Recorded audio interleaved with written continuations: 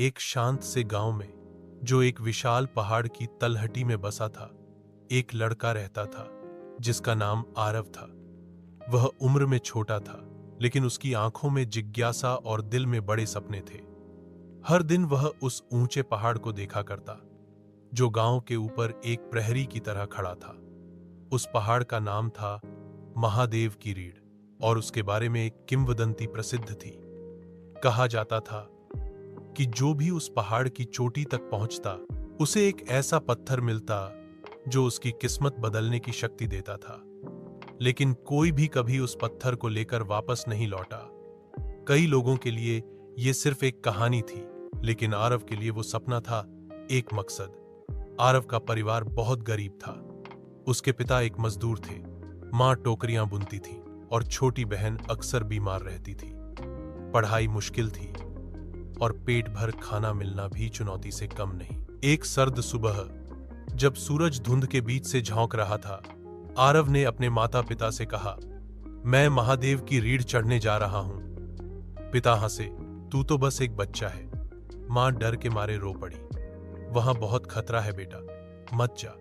लेकिन आरव एडिक था, मैं लौटकर आऊंगा और पहले से मजबूत बनकर आऊंगा, ये मेरा वादा है। वह एक छोटा सा थैला लेकर निकला, कुछ सूखी रोटियां, पानी की बोतल, एक पुरानी कॉपी और अपने परिवार की एक तस्वीर। गांव वाले उसे जाते देख रहे थे। कुछ को दया आई, कुछ ने उसकी हिम्मत की सराहना की, लेकिन कोई नहीं मानता था कि वह वापस लौटेगा। शुरुआती कुछ दिन आसान थे। रास्ता साफ था, मौसम ठीक था और आरव के हौसले बुलंद थे। उसने अपनी कॉपी में लिखा, दिन 2, डर नहीं लगता।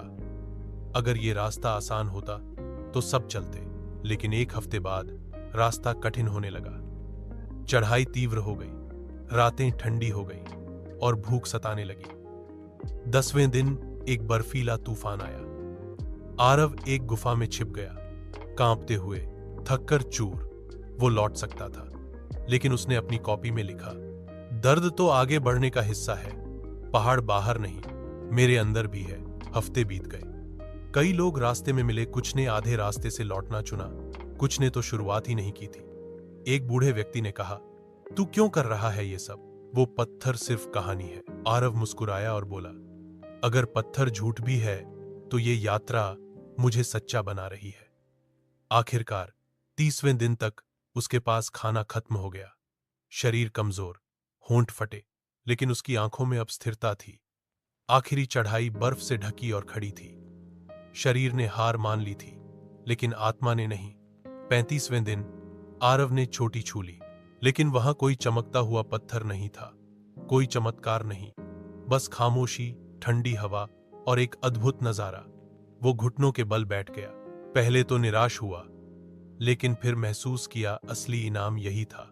कोई जादुई पत्थर नहीं था, क्योंकि उसे अब उसकी जरूरत ही नहीं थी। उसने पहाड़ को नहीं, खुद को जीता था। वापसी जब आरव गांव लौटा, लोग हैरान रह गए। वो पहले जैसा नहीं था।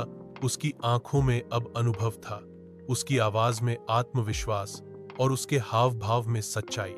वो कोई चमत्कार नहीं लाया था, लेकिन वह खुद चमत्कार बनकर लौटा था। उसने गांव के बच्चों को पढ़ाना शुरू किया, केवल अक्षर नहीं, बल्कि हौसला, संघर्ष और उद्देश्य सिखाया। कुछ सालों में गांव में एक स्कूल बना और उसका नाम रखा गया, शिखर विद्यालय। आरव की यात्रा की याद में अब भी लोग उस लड़के की कहानी सुनाते हैं, जो चोटी तक पहुंचा, लेकिन किसी पत्थर के लिए नहीं, बल्कि खुद को पाने के लिए।